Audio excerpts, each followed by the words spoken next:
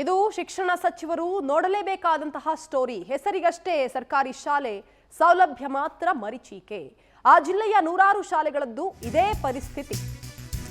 ಹಾಗಾದ್ರೆ ಯಾವುದು ಆ ಜಿಲ್ಲೆ? ಏನು ಆ ಶಾಲೆಯ ದುಸ್ಥಿತಿ? ಶಿಕ್ಷಣ ಸಚಿವರು ನೋಡಲೇಬೇಕಾದಂತಹ ಸುದ್ದಿ ಇದು.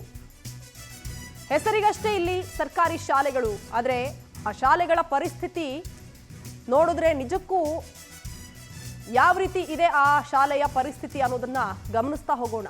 ಕಣ್ಮುಚ್ಚಿ ಕುಳಿತಿದ್ದಾರೆ ಅಧಿಕಾರಿಗಳು. ಯಾಕೆ ಈ ರೀತಿಯ ನಿರ್ಲಕ್ಷ್ಯ? ಶೌಚಾಲಯವೂ ಇಲ್ಲ, ಮೂಲ ಸೌಕರ್ಯ ಕೂಡ ಇಲ್ಲ.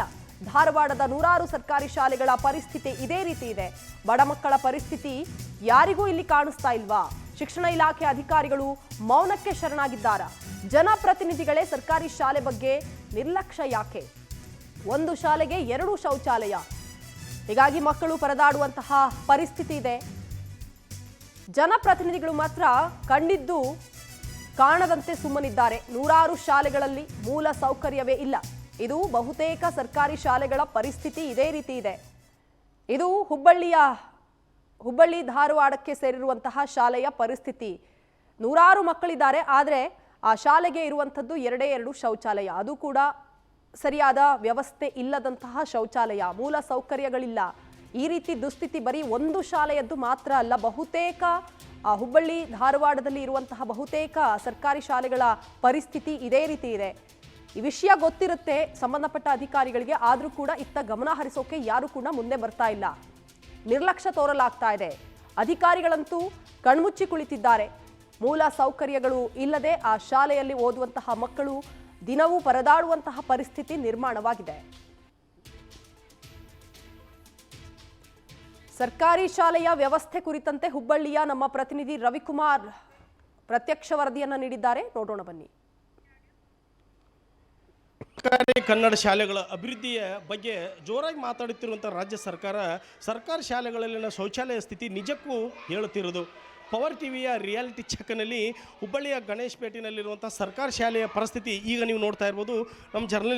ನಮ್ಮ ಕ್ಯಾಮ್ರಾ ಜರ್ನಲಿಸ್ಟ್ ಅವರು ಕ್ಯಾಮ್ರಾದಲ್ಲಿ ತೋರಿಸ್ತಾ ಇದ್ದಾರೆ. ಶೌಚಾಲಯ ಇದು KV ಶಾಲೆ ಇರುವಂಥ ಶೌಚಾಲಯ. ಈ ಒಂದು ಶಾಲೆಯಲ್ಲಿ 120ಕ್ಕೂ ಹೆಚ್ಚು ಕನ್ನಡ ಮಕ್ಕಳ ಶಾಲೆಯಲ್ಲಿ 120ಕ್ಕೂ ಹೆಚ್ಚು ವಿದ್ಯಾರ್ಥಿಗಳಿದ್ದಾರೆ. ಈ ಒಂದು ವಿದ್ಯಾರ್ಥಿಗಳು ಬಂದಿದಂತಹ ಒಂದು ಶಾಲೆಯಲ್ಲಿ ಅಂದರೆ 25 ವಿದ್ಯಾರ್ಥಿಗಳಿಗೆ ಒಂದು ಶೌಚಾಲಯ ಇರಬೇಕೆಂಬ ಒಂದು ಶಿಕ್ಷಣ ಇಲಾಖೆಯ ಸುತ್ತೋಲೆಯಲ್ಲಿದೆ. ಆದರೆ ಇಲ್ಲಿನ ಶಾಲೆಯನ್ನು ನೋಡ್ತಾ ಇದ್ದರೆ ಇದು ಅಂದರೆ 120 ವಿದ್ಯಾರ್ಥಿಗಳಿರುವಂಥ ಶಾಲೆಯಲ್ಲಿ 2 ಶೌಚಾಲಯಗಳಿವೆ. ಅದು ಇತ್ತೀಚೆಗಷ್ಟೇ ಒಂದು ಶೌಚಾಲಯವನ್ನು ನಿರ್ಮಾಣ ಮಾಡಲಾಗಿದೆ.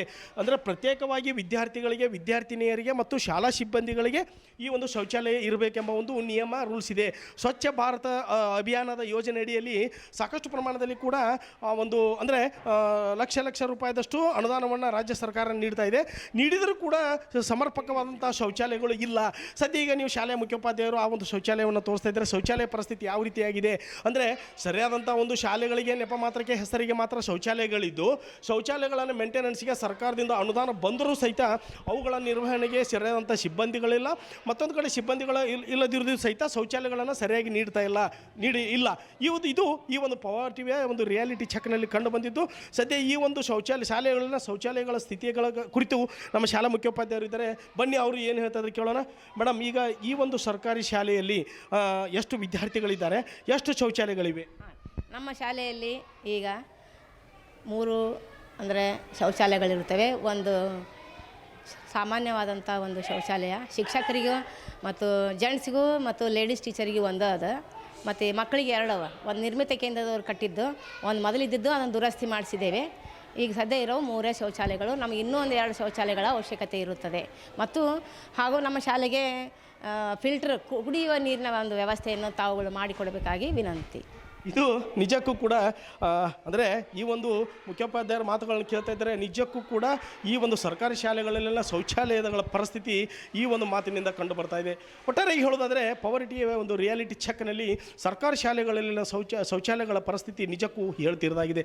ಸರ್ಕಾರ, ಶಿಕ್ಷಣ ಇಲಾಖೆ ಇನ್ನಾದರೂ ಸಹಿತ, ಅದರಲ್ಲೂ ವಿಶೇಷವಾಗಿ ಜಿಲ್ಲಾಡಳಿತ, ಸ್ಥಳೀಯವಾದಂಥ ಜಿಲ್ಲಾಡಳಿತ ಇನ್ನಾದರೂ ಇದನ್ನು ಗಂಭೀರವಾಗಿ ಪರಿಗಣಿಸಿ ಅಂದರೆ ಶಿಕ್ಷಣ ಇಲಾಖೆಯಲ್ಲಿ ಭದ್ರ ಬುನಾದಿಯಾಗಿರುವಂಥ ಪ್ರಾಥಮಿಕ ಶಾಲೆ ಶಿಕ್ಷಣದಲ್ಲಿ ಸರ್ಕಾರಿ ಶಾಲೆಗಳ ಅಭಿವೃದ್ಧಿಯ ಜೊತೆಗೆ ಇವುಗಳ ಶೌಚಾಲಯಗಳ ಸಹಿತ ಮೂಲಭೂತವಾದಂಥ ಸೌಕರ್ಯಗಳಲ್ಲಿ ಒಂದಾಗಿರುವಂಥ ಶೌಚಾಲಯಗಳ ಅಭಿವೃದ್ಧಿಗೆ ಸಹಿತ ಒತ್ತು ನೀಡುವುದು ಭಾಳ ಅವಶ್ಯಕವಿದೆ.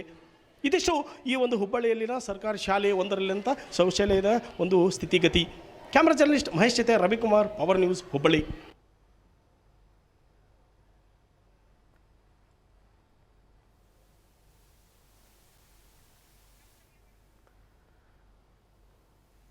ಬರೀ ಇದೊಂದು ಸರ್ಕಾರಿ ಶಾಲೆ ಅಂತಲ್ಲ, ಇಲ್ಲಿರುವಂತಹ ಬಹುತೇಕ ಸರ್ಕಾರಿ ಶಾಲೆಗಳ ಪರಿಸ್ಥಿತಿ ಇದೇ ರೀತಿ. ಬರೀ ಶೌಚಾಲಯದ ಸಮಸ್ಯೆ ಅಂತಲ್ಲ, ಮೂಲಭೂತ ಸೌಕರ್ಯ, ಕುಡಿಯುವ ನೀರಿರ್ಬೋದು, ಅಥವಾ ಅಲ್ಲಿ ಮಕ್ಕಳಿಗೆ ಆಟ ಆಡೋದಕ್ಕೆ ಆಟದ ಮೈದಾನದ ಸಮಸ್ಯೆ ಇರ್ಬೋದು, ಜೊತೆಗೆ ಈ ಶೌಚಾಲಯ ಪ್ರಮುಖವಾಗಿ ಬೇಕಾದಂತಹ ಈ ಶೌಚಾಲಯದ ಸಮಸ್ಯೆ ಇಲ್ಲಿ ಬಹುತೇಕವಾಗಿ ಎಲ್ಲ ಶಾಲೆಗಳಲ್ಲೂ ಕೂಡ ಇದೇ ರೀತಿಯ ಪರಿಸ್ಥಿತಿ. ಅಲ್ಲಿನ ಮುಖ್ಯೋಪಾಧ್ಯಾಯರು ಮಾತನಾಡ್ತಂತಹ ಸಂದರ್ಭದಲ್ಲೂ ಕೂಡ ಕುಡಿಯೋ ನೀರಿಗೂ ಸಮಸ್ಯೆ ಇದೆ, ಶೌಚಾಲಯಕ್ಕೂ ಸಮಸ್ಯೆ ಇದೆ ಅಂತ ಹೇಳ್ತಾ ಇದ್ರು.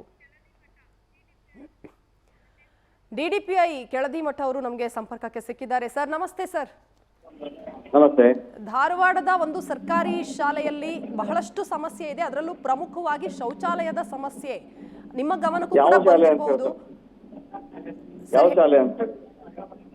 ಯಾವ ಶಾಲೆ ಅಂತ? ಹೌದು.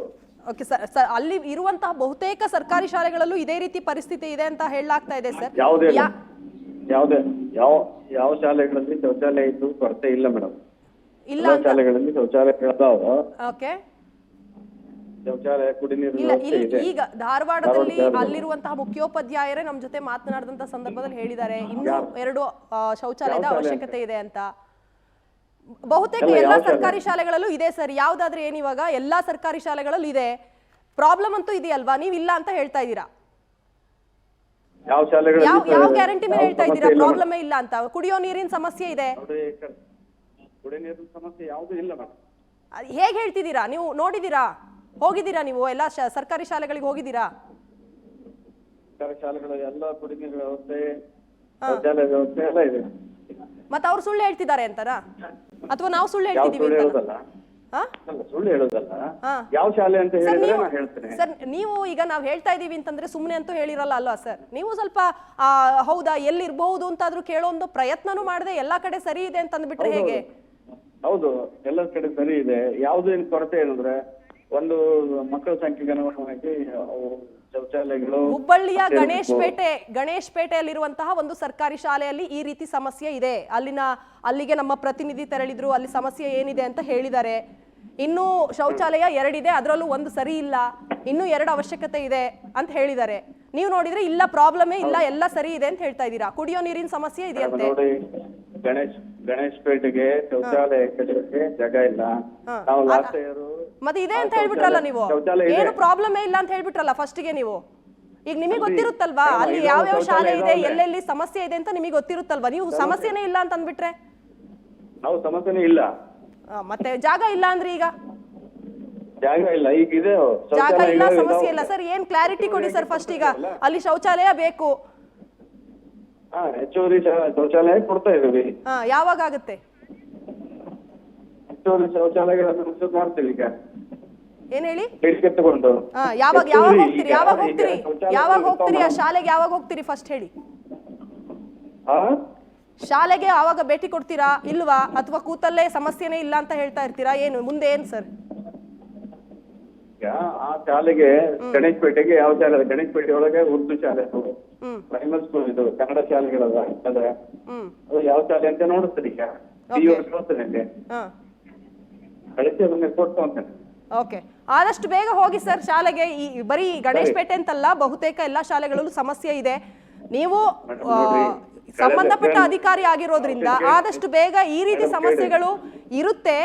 ನೀವು ಕೂತಲ್ಲೇ ಇಲ್ಲ ಅಂತ ಹೇಳೋದಕ್ಕಿಂತ ವಿಸಿಟ್ ಕೊಟ್ಟು ಒಂದು ಬಾರಿ ಅಲ್ಲಿನ ಸಮಸ್ಯೆಯನ್ನ ಅರ್ಥಕೊಂಡ್ರೆ ಬಹಳ ಒಳ್ಳೇದು ಅಂತ ನಮ್ಮ ಅಭಿಪ್ರಾಯ ಸರ್. ಈಗ ನೋಡಿ ಮೇಡಮ್, ನಾವು ಕಳೆದ ವರ್ಷ 81 ಶೌಚಾಲಯಗಳನ್ನ ಪರಿಶೀಲನೆ 81. ಹಳ್ಳಿಗೆ ನಾವು ಕೊಡ್ಲಿಲ್ಲ. ಹಳ್ಳಿ ಒಳಗೆ NREG ಒಳಗೆ ಶೌಚಾಲಯಗಳನ್ನ ಕವರ್ ಮಾಡ್ತಾ ಅನ್ನೋದಕ್ಕೆ ಪಟ್ಟಣ ಪ್ರದೇಶದಲ್ಲಿ, ನಗರ ಪ್ರದೇಶಗಳಲ್ಲಿ 81 ಶೌಚಾಲಯಗಳನ್ನು ನಾವು ಕಟ್ಟೇವಿ. 81. ನಗರ ಪ್ರದೇಶಗಳಲ್ಲಿ 81 ಕಟ್ಟಿದ್ದೀವಿ. ಓಕೆ, ನಿಮ್ಮ ವಾಯ್ಸ್ ಕೂಡ ಅಷ್ಟೊಂದು ಕ್ಲಿಯರ್ ಆಗಿ ಕೇಳಿಸ್ತಾ ಇಲ್ಲ. ಧನ್ಯವಾದ ಸರ್ ಇಷ್ಟೊತ್ತು ಪವರ್ ಟಿವಿ ಯೊಂದಿಗೆ ಮಾತನಾಡಿದಕ್ಕೆ. ಆದಷ್ಟು ಬೇಗ ಸಮಸ್ಯೆ ಬಗೆಹರಿಯುತ್ತೆ ಅಂತ ನಾವು ಭಾವಿಸಿದ್ದೀವಿ. ಧನ್ಯವಾದಗಳು, ತಾವು ಇಷ್ಟೊತ್ತು ಮಾತನಾಡಿದ್ರಿ. ಓಕೆ, ಇದು DDPI ಅವರ ಮಾತುಗಳು. ಅಂದ್ರೆ ಅವರು ಹೇಳ್ತಾ ಇದ್ರು ಸಮಸ್ಯೆನೇ ಇಲ್ಲ ಅಂತ. ಯಾವ ಶಾಲೆ ಅಂದ್ರೆ ಬಹುತೇಕ ಎಲ್ಲಾ ಸರ್ಕಾರಿ ಶಾಲೆಗಳಲ್ಲಿ ಸಮಸ್ಯೆ ಇದ್ದೇ ಇರುತ್ತೆ ಅನ್ನುವಂಥದ್ದು ಬಹುತೇಕರಿಗೆ ಗೊತ್ತು. ಆದ್ರೆ ಅವರು ಯಾವ ರೀತಿ ಕ್ಲಾರಿಟಿ ಕೇಳ್ತಾರೆ ಅಂತಂದ್ರೆ ಸಮಸ್ಯೆನೇ ಇಲ್ಲ ನಮ್ಮಲ್ಲಿ, ಎಲ್ಲಾ ಸರಿ ಇದೆ ಅಂತ. ಇಂಥ ಶಾಲೆಯಲ್ಲಿ ಇಂಥ ಸಮಸ್ಯೆ ಇದೆ ಅಂತಂದ್ರೆ ಮಾತ್ರ ಅವರು ಒಪ್ಕೊಳ್ಳೋಕೆ ಸಿದ್ಧ ಅನ್ನುವಂಥದ್ದು ಅವರ ಒಂದು ಉಡಾಫೆಯ ಮಾತನ್ನ ನಾವೀಗ ಕೇಳಿಸ್ಕೊಂಡ್ವಿ. ಶೌಚಾಲಯಗಳ ಸಮಸ್ಯೆಯೇ ಇಲ್ಲ, ಯಾವ ಸಮಸ್ಯೆ ಇಲ್ಲ ಅಂತಿದ್ದಾರೆ ಅಲ್ಲಿನ DDPI ಕೆಳದಿಮಠ ಅವರು. ಸರ್ಕಾರಿ ಶಾಲೆ ಶೌಚಾಲಯಗಳ ಬಗ್ಗೆ ಕೇಳಿದ್ರೆ ನಿರ್ಲಕ್ಷ್ಯತನ, ಸಮಸ್ಯೆಯೇ ಇಲ್ಲ ಅಂತ ಹೇಳ್ತಾರೆ. ಕ್ರಮ ಕೈಗೊಳ್ಳಬೇಕಾದಂತಹ ಅಧಿಕಾರಿಗಳು ಈ ರೀತಿಯ ಜಾಣ ಮೌನವನ್ನು ವಹಿಸ್ತಾರೆ. ಪ್ರಶ್ನೆ ಮಾಡಿದ್ರೆ ಜಾಗ ಇಲ್ಲ ಅಂತ ಹೇಳ್ತಾರೆ. ಜಾಗ ಇದೆಯಾ ಅಥವಾ ಯಾವಾಗ ಸರಿ ಮಾಡ್ತೀರಿ ಅಂತಂದ್ರೆ ಸಮಸ್ಯೆಗಳಿಲ್ಲ ಅಂತಾರೆ. ಅಂದ್ರೆ ಅವರ ಮಾತೇ ಅವರಿಗೆ ಏನ್ ಹೇಳ್ತಿದ್ದೀವಿ ಅನ್ನುವಂಥದ್ದು ಅವ್ರಿಗೂ ಕೂಡ ಗೊತ್ತಾಗ್ತಾ ಇರೋದಿಲ್ಲ. ಹಾಗಾಗಿ ಆದಷ್ಟು ಬೇಗ ಇಂಥ ಶಾಲೆಗಳತ್ತ ಗಮನ ಹರಿಸಬೇಕು, ಸಮಸ್ಯೆಗಳತ್ತ ಬಗೆಹರಿಸಬೇಕು ಸಮಸ್ಯೆಗಳನ್ನ ಅನ್ನುವಂಥದ್ದು ನಮ್ಮ ಪವರ್ ಟಿವಿಯ ಒಂದು ಆಶಯ.